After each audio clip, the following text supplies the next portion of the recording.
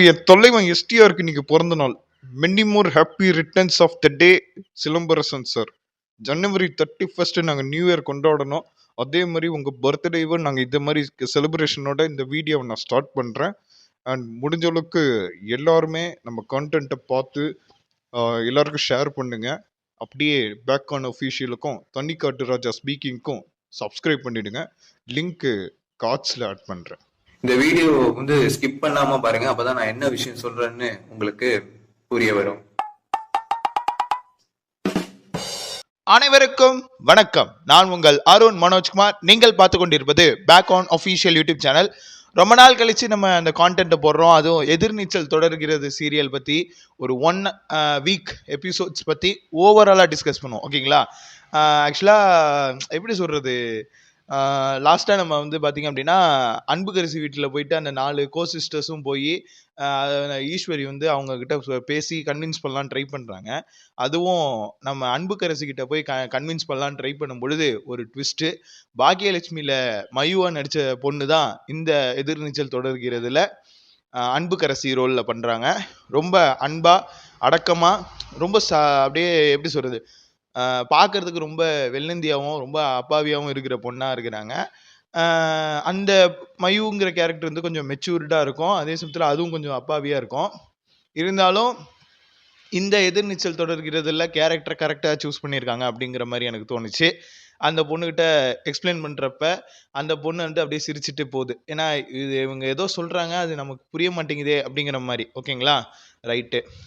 அப்படியே இருக்கிறப்ப 4 கோ-சிஸ்டர்ஸும் அப்புறம் ரிட்டன் டு த ஹோம்க்கு வந்ததுக்கப்புறம் எல்லாம் இது டிஸ்கஸ் பண்ணுறாங்க. எப்படியாவது வந்து இவங்க இந்த கல்யாணத்தை தடுத்து நிறுத்தணும்க்கா, தர்ஷனை வந்து சமாதானப்படுத்தணும், அதுக்கு தர்ஷினியை கூப்பிடணும் அப்படின்னு சொல்லிட்டு ஃபோன் அடிக்க கொடைக்கானலுக்கு ஆரம்பத்தில் முடியாதுன்னு சொல்ல, அப்புறம் ஜீவானந்தம் எப்பயுமே சமுத்திரகனி மாரி மோட்டிவேஷன் கொடுப்பா. அப்படியே கொடுத்து இந்த சமுத்திரகனி மாரி மோட்டிவேஷன் கொடுக்கும் பொழுது நேரடியாக பச்சையாக திட்டினா கூட பரவாயில்ல, இந்த சமுத்திரகனி மாரி மோட்டிவேஷன் கொடுக்கறத பார்க்கும்போது கொஞ்சம் காண்டாக தான் இருந்துச்சு. ரியல் லைஃப்லேயும் சரி, இந்த சீரியல்லையும் சரி, சமுத்திரகனி மாரி மோட்டிவேஷன் கொடுக்கறது வந்து, ஏன்னா வார்த்தையை வந்து வார்த்தைகளால் பாசிட்டிவாக வேணாலும் சொல்லலாம், ஆனால் கண் எதிரில் என்ன நடக்குதோ அதுதான் நிஜம். அதை யாராலையும் மாற்ற முடியாது. கரெக்டாக? அந்த கண்ணுக்கு எதிரில் இருக்கிற நிஜத்தை பார்த்து பழகுனவனுக்கு சில மோட்டிவேஷன் கேட்கும்போது காண்டாக தான் இருக்கும். ஸோ சரி, அந்த மாதிரி அந்த அம்மா அந்த தர்ஷினியை வந்து மண்டையை கழுவுறப்பல நம்ம ஜீவானந்தம் அப்படியே மண்டையை கழுவுனதுக்கப்புறம் அது லேசாக அப்படியே நேராக சரிம்மா நான் வரேம்மா அப்படின்னு சொல்லிட்டு அந்த பொண்ணும் உட்காந்து ஜனனி மாரி லேப்டாப் நோண்டிக்கிட்டு இருக்குது. பேசிகிட்டு இருக்கும்போது இந்த மாதிரி சவுண்ட்லாம் வரும். சரி, ஓகே, ஃபைன்.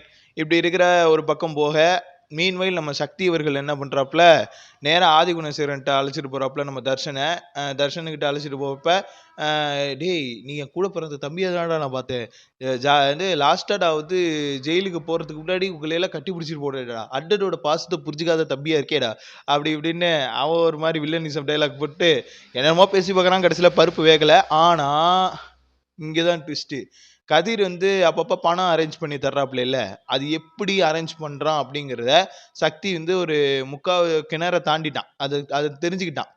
வந்து அதாவது தன்னோட மாமனாரை பயன்படுத்தி, கதிரோட மாமனார் ஓகேங்களா, பயன்படுத்தி, அதாவது கண்ணுக்கு தெரியாத சொத்தெல்லாம் இருக்குது தெரியுமா, அந்த சொத்துல இருக்கிற அந்த பங்கெல்லாம் அப்படியே ஷேரெல்லாம் விற்று காசாக்கி அந்த காசை அப்படியே இங்கே தானமாக கொடுக்கறது.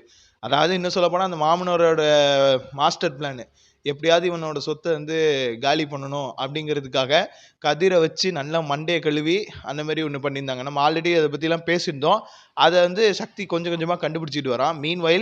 மீன்வைல் இப்போ வந்து தர்ஷனுக்கும் அந்த தர்ஷனோட கல்யாண மேட்ரு வந்து ஹைலைட்டடாக இருக்கோ இல்லையோ, நம்ம நந்தினியோடைய மசாலா காம்படிஷன் வந்து இப்போ ஹைலைட்டடாக இருந்துச்சு.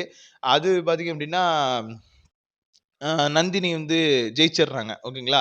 நந்தினி வந்து ஜெயிச்சிடுறாங்க. அந்த இடத்துல வந்து ஒருத்தன் என்ன சொல்கிறான், நீங்கள் இந்த காம்படிஷனில் வின் பண்ணதுனால எல்லா கான்ட்ராக்ட்டும் உங்கள்கிட்டே கொடுக்க முடியாது, பெரிய பெரிய ஜாம்பவான்லாம் இருக்காங்க, நீங்கள் வெறும் 5 ரூபா மசாலா பண்ணுறதுக்கு தான் லாயக்கு அப்படி இப்படின்னு சொல்லி டீமோட்டிவேட் பண்ண, அது மோட்டிவேஷனல் குயின் நம்ம ஜனனி அவர்கள், அதாவது ஃப்ரேமில் மாட்டின பொம்மை மாதிரி இருக்கும்ல, அவங்க வந்து பார்த்திங்க அப்படின்னா இந்த சவாலில் நாங்கள் ஜெயிச்சு காட்டுவோம் அப்படின்னு சொல்லி அடித்து ஜெயிச்சுட்டு, அதுக்கப்புறம் இது பண்ண முடியாதுன்னு சொல்லி இது பண்ணுறப்ப பார்த்தீங்களாக்கா, எதிர்ப்பு வருதுக்கா, அந்த மாதிரி சொல்லிட்டு லாஸ்ட்டாக ஒரு பெரிய மனுஷன் இந்த இந்த வருஷம் உங்ககிட்ட நாங்கள் இந்த கான்ட்ராக்ட் ஒப்படைக்கிறோம் அப்படின்னு சொல்லி கொடுக்குறாங்க. அப்பாடான்னு வந்து நிறைவான ஒரு சீரியலில் நோக்கி போயிட்டுருக்கோம். அண்ட் வந்து ஞானம் வந்து பணம்லாம் எடுத்துகிட்டு போனான் இல்லையா, அவன் வந்து 4 இடத்துல அலைஞ்சிக்கிட்டு தான் இருக்கான். ரேணுகாவுக்கு தெரிய மாட்டேங்குது என்ன நடக்குது ஏது நடக்குது, இவன் இந்த ஆள் என்ன செலவு பண்ணுறான் எதுவுமே ஒன்றுமே தெரிய மாட்டேங்குதேக்கா அப்படின்னு சொல்லி அவங்க ஒரு பக்கம் புலம்ப, இந்த மாதிரி ஒரு கலவர பூமியாகவே இருக்குது.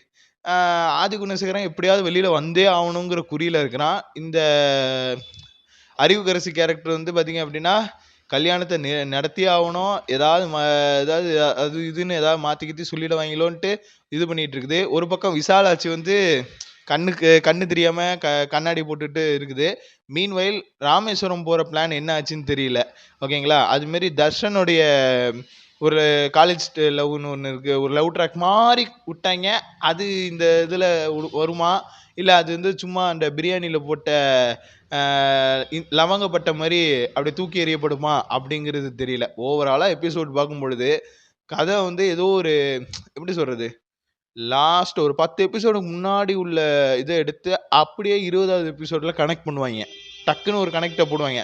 இல்லை எல்லாமே நல்லா பாசிட்டிவாக போகும்பொழுது சம்மந்தமே இல்லாமல் ஒரு கேரக்டரை வந்து ஸ்டார்டிங் சீரியல் வச்சுருப்பாங்க இல்லைங்களா, அந்த கேரக்டருக்கு உயிர் கொடுக்குற மாதிரி ஒன்று பண்ணுவாங்க. அது மாதிரி வரும். இது வழக்கமான ஒரு சீரியல் பேட்டர்ன் மாதிரி மாறப்போகுது அப்படிங்கிற மாதிரி எனக்கு தோணுது. அண்ட் வந்து பெருசாக இம்ப்ரூவ்மெண்ட்டே தெரியாத மாதிரி இருக்குது. திரும்பவும் கெட்டவங்க தான் ஜெயிக்கிறாங்க அப்படிங்கிற மாதிரி எனக்கு தெரிஞ்சிச்சு. ஆனால் கதிர் எப்படி இருந்தாலும் ஆதி குணசேகரன் வெளியில் வந்தால் கதிருக்கு தான் ஆபத்து அப்படிங்கிற விஷயத்தையும் நான் தெரிஞ்சுக்கிட்டேன். பார்ப்போம் என்ன எப்படி எந்த மாதிரி சீரியல் வந்து கொண்டுட்டு போகிறாங்க. அண்ட் வந்து நானும் உங்களை மாரி ரொம்ப எக்ஸைட்டடாக ஈகராக வெயிட் பண்ணிகிட்ருக்கேன். இனிமே எதிர்நீச்சல் சீரியல் வந்து ரெகுலராக நம்ம வீடியோ போடுவோம். அண்ட் வந்து நம்ம தனிக்காட்டு ராஜாவில் பி மை வேலண்டைன் அப்படிங்கிற ஒரு சீரீஸ், ஒரு எக்ஸ்பிளனேஷன் சீரீஸ் நம்ம வந்து ரிலீஸ் பண்ணியிருக்கோம். அது வந்து நீங்கள் எபிசோடு 3 இன்னைக்கு ராத்திரி 8 மணிக்கு வரும்.